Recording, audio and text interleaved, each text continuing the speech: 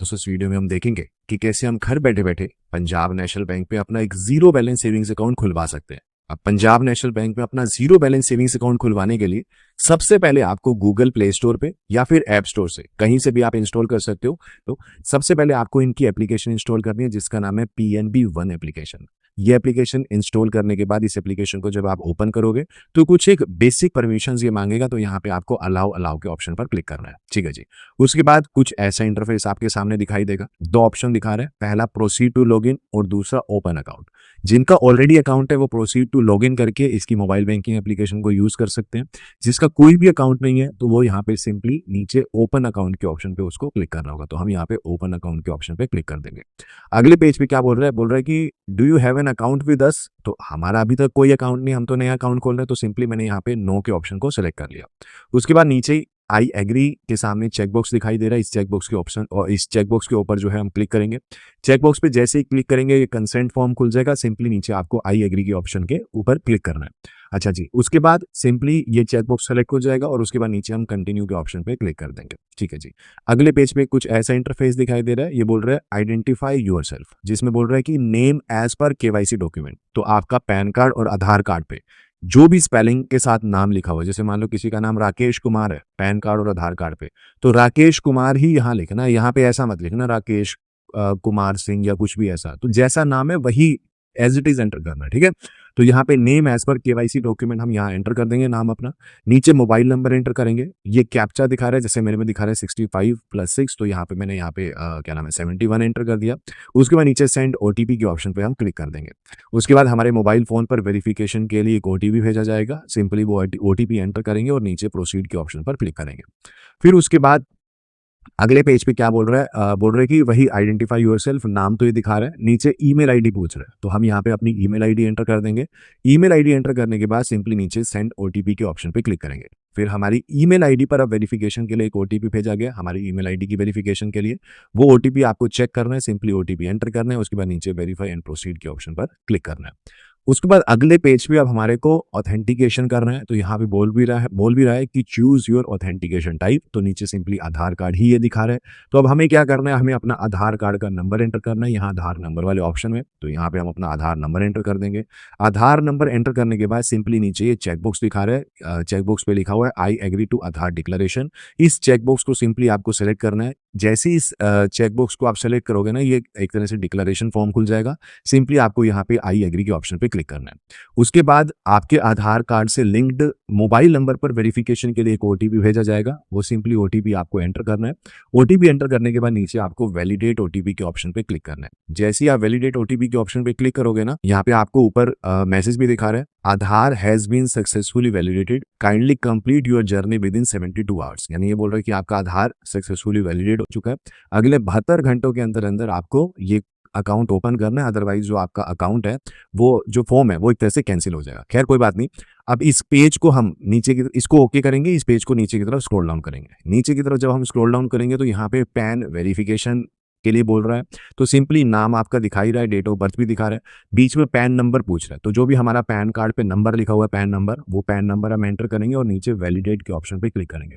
जैसे वैलिडेट पे क्लिक करेंगे यहाँ पे आ जाएगा पैन वैलिडेटेड सक्सेसफुली। हमारा जो पैन है वो भी वैलिडेट हो चुका है। तो ठीक है, इसको ओके के ऑप्शन पे क्लिक करेंगे और सिंपली नीचे नेक्स्ट के ऑप्शन पे क्लिक कर देंगे। उसके बाद अगले पेज पर दोबारा वेरिफिकेशन के लिए आपके मोबाइल फोन पर एक ओटीपी भेजा जाएगा। वो ओटीपी सिंपली हमें यहाँ पे एंटर करना है। ओटीपी एंटर करने के बाद नीचे हम वैलिडेट के ऑप्शन पे क्लिक करेंगे।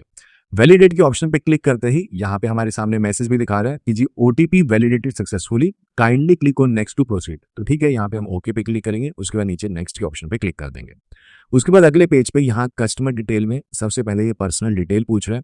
पर्सनल डिटेल में सबसे पहले पूछ रहा है कि जी आप जेंडर सेलेक्ट कर लो, तो मेल हो तो मेल, फीमेल हो तो फीमेल।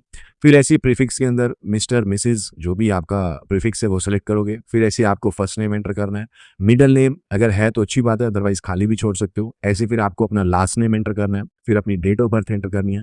इसमें ज़्यादातर डिटेल तो ऑटो फिल आ जाएगी, आपके आधार कार्ड से फेच कर लेगा। जो एक आधी डिटेल नहीं भरी हुई वो हम यहाँ पे अपने आप से फिल कर लेंगे।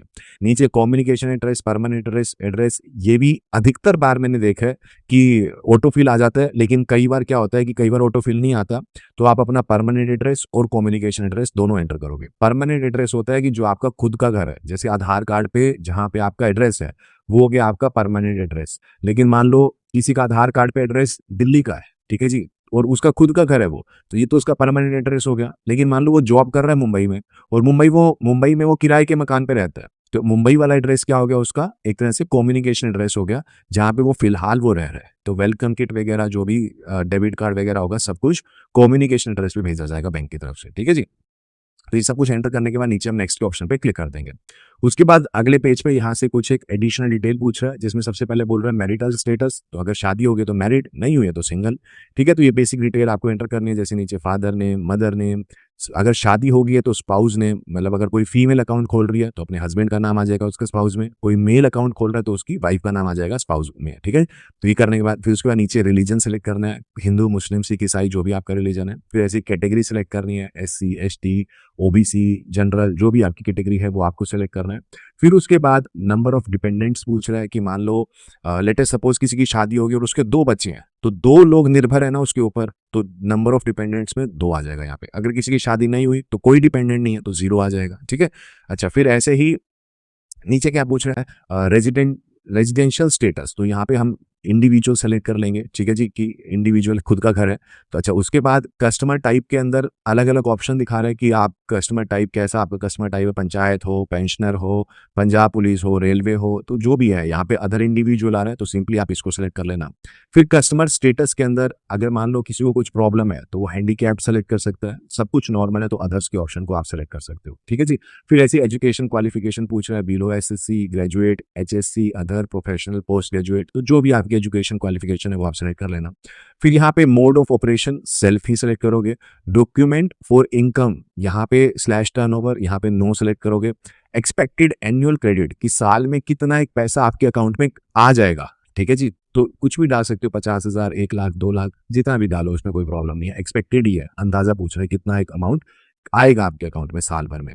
अच्छा, फिर पूछ रहा है कि जी सिटी ऑफ बर्थ क्या है, कौन से शहर में आपका जन्म हुआ, तो ये बेसिक सी डिटेल है। इसके बाद नीचे जब स्क्रॉल डाउन करोगे तो नीचे पूछ रहा है इनकम एंड प्रोफेशनल डिटेल पूछ रहा है, जिसके अंदर सबसे पहले पूछ रहा है प्रोफेशनल एक्टिविटी और ऑक्यूपेशन टाइप, जिसमें आप सेलेक्ट करोगे कि आप एक्सपोर्टर हो, फार्मर हो, फाइनेंस हो, गवर्नमेंट एम्प्लॉय हो, हाउसवाइफ हो, तो जो भी आपका ऑक्यूपेशन टाइप और प्रोफेशनल एक्टिविटी है वो आप यहाँ पे सेलेक्ट करोगे, ठीक है। कोई गवर्नमेंट एम्प्लॉय है तो गवर्नमेंट एम्प्लॉय सेलेक्ट कर लेगा, ठीक है। कोई स्टूडेंट है तो स्टूडेंट सेलेक्ट कर लेगा, तो ऐसे आप कुछ भी सेलेक्ट कर सकते हो, ठीक है जी।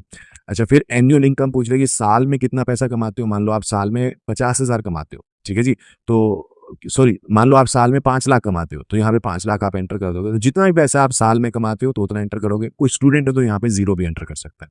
अच्छा, फिर ऑर्गेनाइजेशन नेम, कौन सी कंपनी में काम करते हो उस कंपनी का नाम एंटर करोगे। वहाँ पे आपकी डेजिग्नेशन क्या है, अभी आप सेल्स मैनेजर हो, टीम लीडर हो, है ना, या फिर कॉलिंग के अंदर हो, किसके अंदर हो, तो जो भी आपकी एग्जैक्ट डेजिग्नेशन है वो आप एंटर करोगे। फिर एम्प्लॉयर्स एड्रेस पूछ रहा है, तो जो आपकी कंपनी का एड्रेस है वो कंप्लीट एड्रेस आपको यहाँ पे एंटर करना है। उसके बाद नीचे आपको फिर नेक्स्ट के ऑप्शन पे क्लिक करना है। उसके बाद अगले पेज पे बोल रहा है कि नॉमिनी डिटेल एंटर करो। देखो, नॉमिनी का सिंपली मतलब ये होता है, जिसे भी अकाउंट होल्डर, देखो जिसका अकाउंट खुल रहा है, जो अकाउंट होल्डर है वो जिसे भी नॉमिनी बनाएगा, अब मान लो कल को अकाउंट होल्डर को कुछ हो जाता है, वो इस दुनिया में नहीं रहता, तो बैंक बिना किसी सवाल जवाब के सारा पैसा नॉमिनी को दे देता है। तो जिसे भी आप नॉमिनी बनाओगे वो आपका हकदार है सारे पैसे का, अगर आप इस दुनिया में नहीं रहते, तो किसी को भी आप नॉमिनी बना सकते हो। तो सबसे पहले नॉमिनी डिटेल में पूछे, रिलेशनशिप सेलेक्ट करो, फादर को बनाना चाहते हो, मदर को, स्पाउस को, बच्चों को, दोस्त को, जिसे भी बनाना चाहते हो रिलेशनशिप सेलेक्ट करोगे। नेम ऑफ नॉमिनी, जिसे नॉमिनी बनाया उसका नाम आप एंटर करोगे। मोबाइल नंबर एंटर करोगे नॉमिनी का। अच्छा, इज नॉमिनी माइनर, देखो कई बार क्या होता है कोई अपने बच्चों को नॉमिनी बना देता है, तो उसके से मान लो कोई बच्चा 15 साल का, उसे नॉमिनी बना दिया, अब वो माइनर है ना, तो यहाँ पे फिर आप ये पूछ रहे हैं इज नॉमिनी माइनर, अगर माइनर को बना रहे हो तो यस सेलेक्ट करोगे।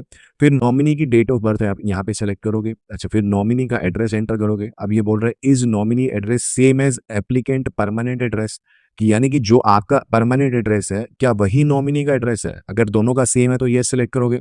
अगर किसी दोस्त को बनाया है और अलग जगह रहता है वो, तो फिर नो सेलेक्ट करोगे और फिर नॉमिनी का कंप्लीट एड्रेस एंटर करोगे यहाँ पे, ठीक है जी। तो ये करने के बाद नीचे आपको नेक्स्ट के ऑप्शन पे क्लिक करना है। फिर अगले पेज पे बोल रहा है कि अब आप अपनी ब्रांच सेलेक्ट कर लो। ठीक है, ब्रांच से पहले क्या बोल रहा है, सबसे पहले तो स्कीम सेलेक्ट करो।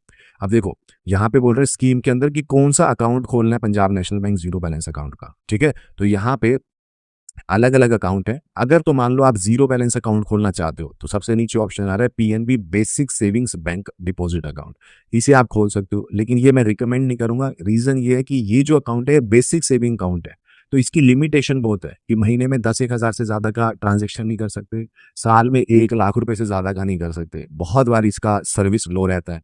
तो मतलब इसको बोलते हैं ना नॉनसेंस टाइप अकाउंट है ये। मतलब मैं रिकमेंड नहीं करूंगा, बट अगर किसी को यही है कि जीरो बैलेंस ही खोलना है तो फिर आप ये खोल सकते हो। अदरवाइज जो पंजाब नेशनल बैंक का सबसे अच्छा अकाउंट है ना, उसका नाम है उन्नति सेविंग्स अकाउंट। इसके अंदर मंथली एवरेज बैलेंस कुछ खास मेंटेन नहीं करना। देखो अगर मान लो आप, मैं वो दिखा देता हूँ, अगर आप रूरल एरिया में रहते हो तो सिर्फ 500 रुपये मंथली एवरेज बैलेंस मेंटेन करना है। सेमी अर्बन एरिया में रहते हो तो 1000 रुपये मेंटेन करना है। अर्बन एरिया में रहते हो तो 2000, और मेट्रोपॉलिटन मेट्रो सिटी में रहते हो तब भी 2000 रुपये ही मंथली एवरेज बैलेंस मेंटेन करना है, कोई ज्यादा नहीं है। ऐसा नहीं कि एक्सिस बैंक में 12,000 रुपये मेंटेन करना होता है, आईसीआईसीआई, एचडीएफसी, इन बैंकों में 10,000 रुपये monthly average balance maintain, ICICI में तो 15,000 कर दिया, तो उसकी तुलना में तो ना के बराबर ही है। But zero balance Punjab national bank का ना बेसिक वाला जीरो बैलेंस है, बेसिक सेविंग्स अकाउंट जिसको बोलते हैं बीएसबीडी है, उसका फिर कोई फायदा नहीं है। वो खुलवा के क्या करोगे, अधिकतर टाइम बिना काम का अकाउंट है फिर वो। तो खोलो तो उन्नति खोलो, बाकी आपकी चॉइस है जीरो बैलेंस, सॉरी बाकी आपकी चॉइस है जीरो बैलेंस खोलना चाहो तो फिर दैट्स अप टू यू। ठीक है, अच्छा ये कर लिया, सेलेक्ट कर लिया, उसके बाद नीचे आप नेक्स्ट के ऑप्शन पे क्लिक कर दोगे। अच्छा फिर उसके बाद अगले पेज पे ये कंप्लीट समरी पेज खुल जाएगा। जितनी भी डिटेल अभी तक हमने एंटर किया ना वो कंप्लीट समरी पेज खुल गया। ठीक है, इसको आप नीचे की तरफ स्क्रॉल डाउन करोगे। अब नीचे ना एक चीज दिखाई देगी, ये पूछ रहा है is address provided above is your current address. देखो ये बोल रहा है कि ऊपर इसने एड्रेस फेच कर लिया अपने आप से, इसने आपके आधार कार्ड वाला एड्रेस फेच कर लिया। तो ये बोल रहा है कि यही एड्रेस आपका करंट एड्रेस है क्या, यहीं रहते हो क्या आप? अगर तो उसी एड्रेस पे रहते हो तो यस सेलेक्ट कर लो। लेकिन मान लो कहीं दूसरे शहर में नौकरी करते हो और दूसरी जगह किराए पे रहते हो, अब जो आपको वेलकम किट मिलेगी वो तो वहीं चाहते हो ना आपकी, जहाँ पे किराए पे रहते हो उसी एड्रेस पे चाहोगे, तो फिर यहाँ पे नो सेलेक्ट करना कि आधार वाले एड्रेस मेरा करंट एड्रेस नहीं है, हाल प्रेजेंटली मैं उस एड्रेस पे नहीं रहता। तो नो सेलेक्ट करके जो किराए पे मकान पे रहते हो वो वाला एड्रेस कंप्लीट एंटर कर देना, ताकि सारी वेलकम किट वहां पे डिलीवर हो जाए। ठीक है, अच्छा इस पेज को और नीचे की तरफ जब स्क्रॉल डाउन करोगे ना तो यहाँ पे एक फोटो का ऑप्शन दिखाई देगा, इस फोटो वाले ऑप्शन पे क्लिक कर लेना, एक कंसेंट एंड डिक्लेरेशन का फॉर्म खुल जाएगा, नीचे आई एग्री पे क्लिक कर देना।